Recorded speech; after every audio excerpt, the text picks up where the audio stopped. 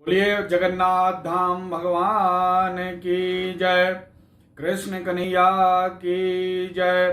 द्वारिकाधीश जी महाराज की जय। विष्णु भगवान की जय। गंगे मैया की जय। गौ माता की जय। गायत्री माता की जय।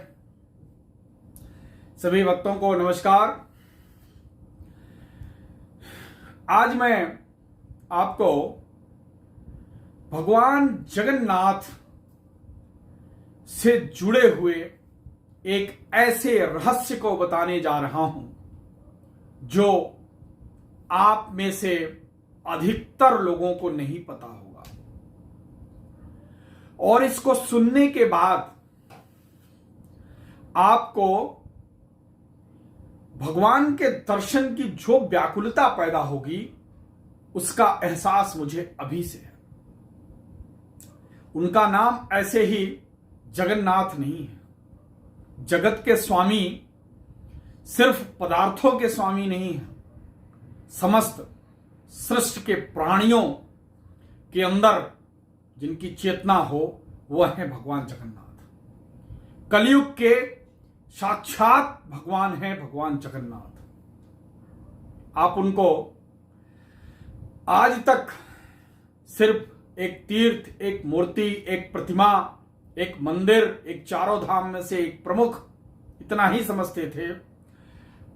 परंतु आज इस कथा को सुनने के बाद जिस रहस्य को मैं आपको बताने जा रहा हूं, आपकी आंखों में पश्चाताप के आंसू अवश्य आएंगे कि मैंने अब तक मेरे नाथ जगन्नाथ का दर्शन क्यों नहीं किया।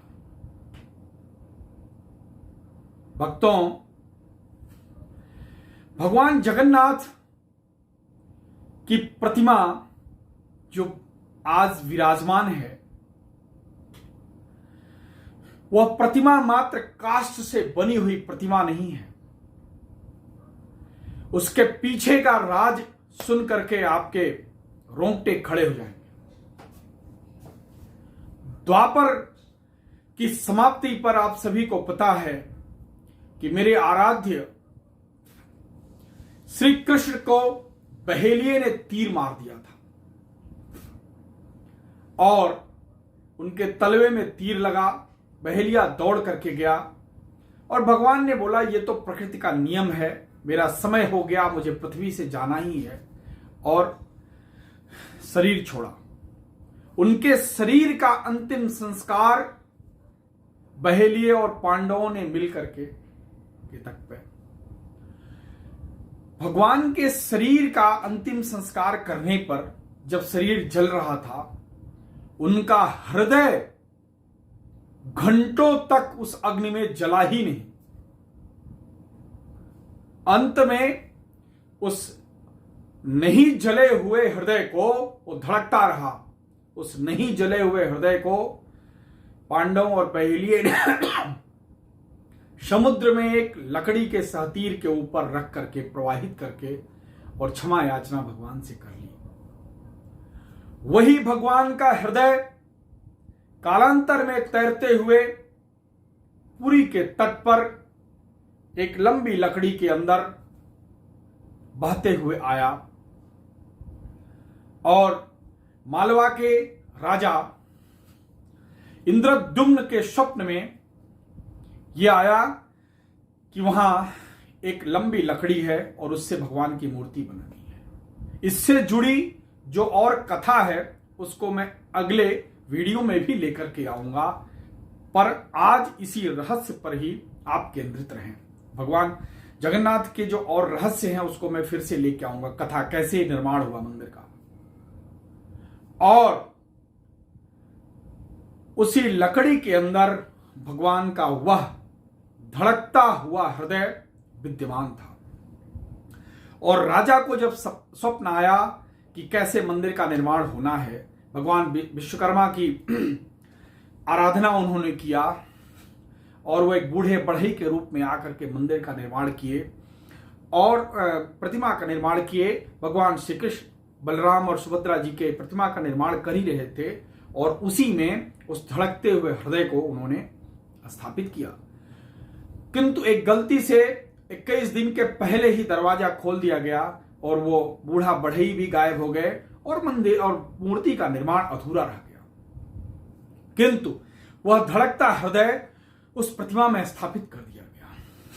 तब से आज तक वर्षों वर्षों में हर 12 वर्ष के उपरांत एक विशिष्ट तिथि को और एक विशिष्ट नीम की लकड़ी खोज करके उस बाह्य कलेवर का परिवर्तन किया जाता है। लेकिन जब वह परिवर्तन किया जाता है उस समय मंदिर के पुजारी आंख पे पट्टी बांध के हाथ में दस्ताना पहन करके उस पुरानी प्रतिमा के अंदर से वो धड़कते हुए पदार्थ को, जिसको ब्रह्म पदार्थ भक्तों के भाषा में बोला जाता है, पदार्थ को नई प्रतिमा में ट्रांसफर करते हैं, उसमें स्थापित करते हैं। आज तक किसी की हिम्मत नहीं हुई कि आंखें खोल करके उस पदार्थ को देख सके। लेकिन पुजारी बताते हैं कि जब वो दस्ताने सहित हाथ में रखते हैं तो जैसे हाथ में कोई खरगोश जैसा कोई चीज कूद रहा हो, ऐसे जंप करने जैसे और गोल गोल ऐसे कूदने जैसी जैसा आभास होता है जब उस पदार्थ को ट्रांसफर करते हैं, जो इस बात का प्रमाण है कि वह कोई निर्जीव पदार्थ नहीं बल्कि कोई सजीव पदार्थ है। और पुनः नई प्रतिमा का पूजा पाठ प्रारंभ किया जाता है। बहुत ही लंबी प्रक्रिया है, इसको भी मैं विस्तार से आपको बताऊंगा। किंतु इस रहस्य को जानने के बाद मैं भी अपने को नियंत्रित नहीं कर पाया कि आपको बताए बिना मैं कैसे रहूं। यह हमारे भगवान नारायण श्री कृष्ण की जागृत प्रतिमा है, उपस्थिति है उनकी। आप सभी भक्तों से अनुरोध है कि समय निकाल करके अवश्य एक बार बाबा जगन्नाथ का दर्शन कर दें। इतना ही नहीं, जगन्नाथ मंदिर के ऊपर जुड़े हुए कई रहस्य हैं।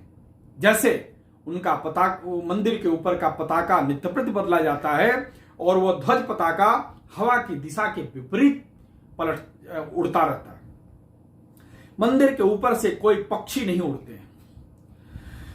मंदिर के अंदर जो भोजनालय है, एक के ऊपर एक मिट्टी के बर्तन में भोजन पकाया जाता है। आग नीचे और सबसे पहले ऊपर वाला बर्तन पकता है। आज तक कभी रसोई में भोजन कम नहीं हुआ। मंदिर के प्रांगण में पैर रखते हुए समुद्र का कोलाहल सुनाई देना बंद हो जाता है, जबकि बाहर होते हुए समुद्र का कोलाहल सुनाई देता है।